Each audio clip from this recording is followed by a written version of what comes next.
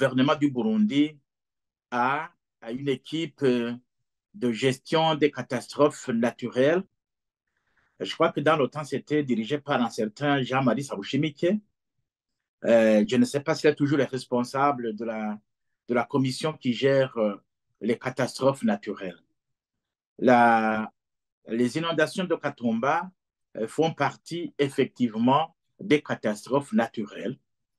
Et alors, les explications qui avaient été données à cette période-là, c'était qu'il y avait à l'embouchure, je crois, du Congo, il y avait une situation de trouble où l'eau se versait dans le lac Tanganyika en grand débit, ce qui provoquait justement la montée du niveau d'eau du lac Tanganyika, ce qui provoquait justement le déversement de l'eau du lac Tanganyika dans les quartiers de Gatumba ou dans le village de Gatumba. Alors, ça aussi, ça permettait que la Russie aussi monte de niveau et se déverse aussi sur Gatumba. Et les habitants de Gatumba étaient submergés par de l'eau.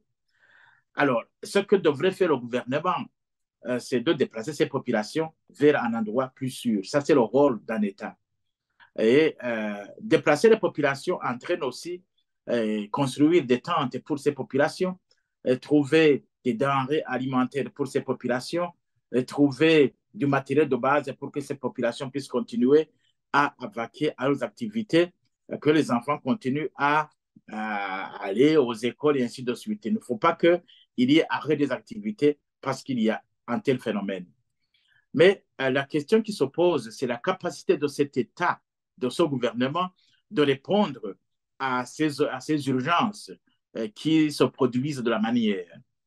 Moi, je me suis toujours dit que ce gouvernement, nous lui demandons des choses qu'il ne parvient pas à réaliser. Certes, vous diriez, mais ce sont ceux-là qui sont en place maintenant, mais il faut qu'ils fassent quoi? J'ai indiqué ce qu'ils peuvent faire.